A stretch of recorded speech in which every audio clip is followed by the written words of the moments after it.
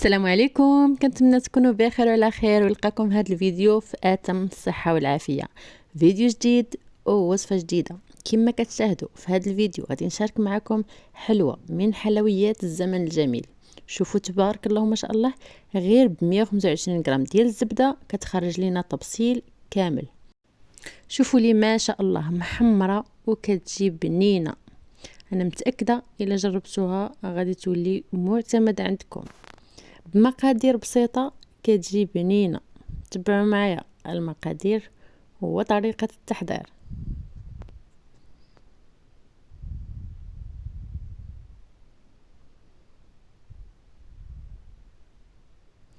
نبداو على بركة الله. كناخدو 125 غرام ديال الزبدة اللي تكون بحرارة المطبخ، من الأحسن تكون بحرارة المطبخ باش ما تعذبكمش في الخدمة.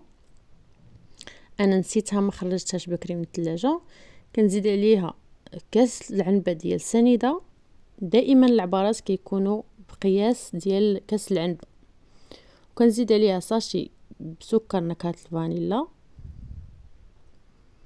وراني زدت قبصه الملحه ما تصورتليش.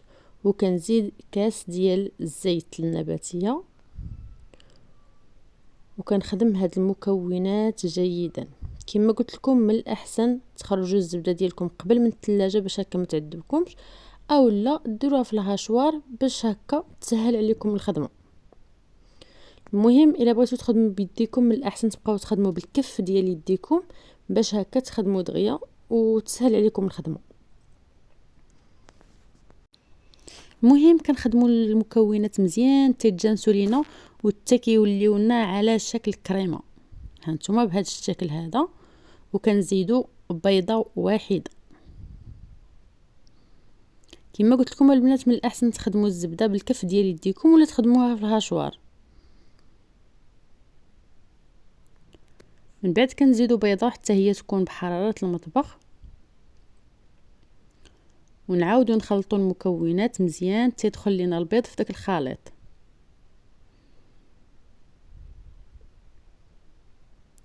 انا البنات كنفضل دائما نخدم الحلوه نخدمها بيدي باش هكا كنحس بالقوام ديالها بين يدي.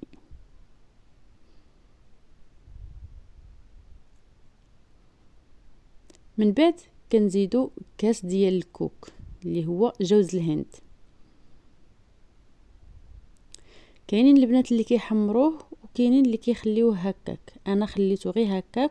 ومن الاحسن تاخدوا جوز الهند اللي كيكون ميدم باش تصدق معكم الحلوه وتجيكم زوينه.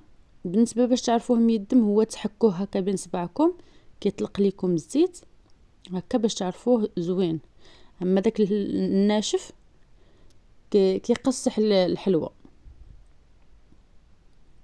كنعاودو نخلطوا المكونات جيدا، وديك الساعه كنبقاو نضيفوا الدقيق شويه بشويه.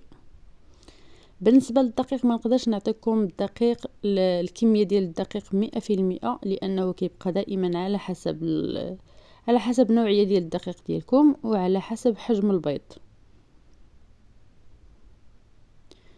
وكنزيدوا خميره الحلويات من فئه 8 غرام. بالنسبه للدقيق تبقاو تضيفوه شويه بشويه حتى تحصلوا على عجينه رطبه وفي نفس الوقت ما كتلصقش في اليدين. غادي تشوفوا القوام ديالها في التالي كي كيجي. بالمناسبه اللي وصل معايا حتى لهنا ولا اللي وصلت معايا حتى لهنا كنتمنى ما تنسوناش من اللايك وواحد التعليق اللي يكون زوين بحالكم. وشكرا لكم على التشجيع، شكرا لكم على المشاهده. كنتمنى تبارطاجيو لينا الفيديو باش هكا تعرف لينا القناه ولكم جزيل الشكر.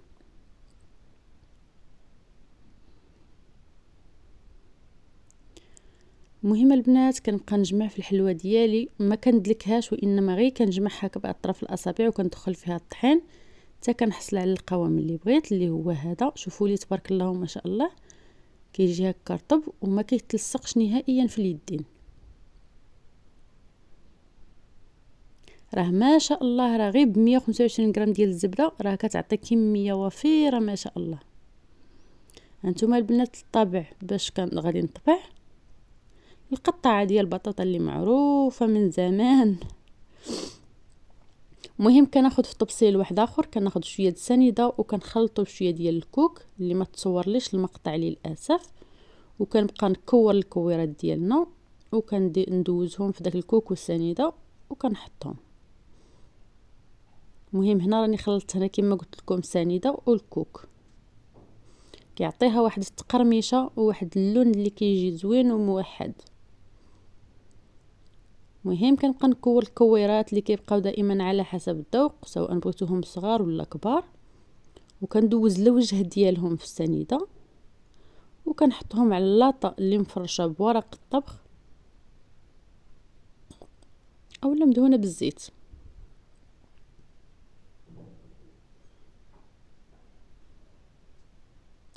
من بعد البنات كناخذوا داك الطابع اللي ضروري خاصكم تدوزوه في الطحين، تبقاو تدوزوه في الطحين عاد تطبعوا به باش هكا ما تلصق لكمش الحلوه في الطابع. شوفوا لي الديكور ديالها كيجي زوين. كما كنقول لكم دائما البنات، انا ما كنعلمكمش وانما كنشارك معكم هادشي اللي كندير. راني عارفه كل وحده خيرها في دارها وكل وحده حادقه في دارها، وانما انا غير كنبغي هكا نشارك معكم داكشي اللي كنوجد في داري وصافي. مهم كنبقاو هكا نكورو وندوزوهم في داك السكر والكوك وكنطبعوا عليهم حتى كنكملوا الحلوه ديالنا كامله. الفران في هذه الاثناء كيكون كيسخن، من بعد كندخلوها وكنحطوا الصينيه ديالنا الفوق بالنسبه للفران الغازي حتى كيتحمروا لينا من التحت، وكنهبطوا الصينيه ديالنا باش ياخذوا لنا اللون موحد من الوجه ديالهم. من الاحسن البنات ما تجهدوش ليهم البوطه باش هكا ما يتخطفوش معاكم ويبقاو هكا خضر من الداخل ما طيبينش، وانما ديروا عافيه متوسطه باش هكا يطيبوا على خاطرهم وياخذوا لكم اللون حتى من الداخل. هانتوما البنات كملت الكميه الاولى كندخلها للفران ومن بعد كنزيد الكميه الثانيه.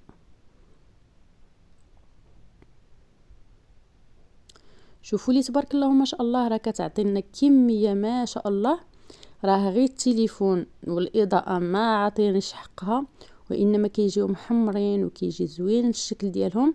وتقدروا تزينوهم، ديروا النص ديالهم هكا تغطسوه في الشوكولا الابيض ولا الشوكولا السوداء، ولا ديروا نص شوكولا ابيض ونص شوكولا سوداء. مهم التزيين كيبقى دائما على حسب الذوق.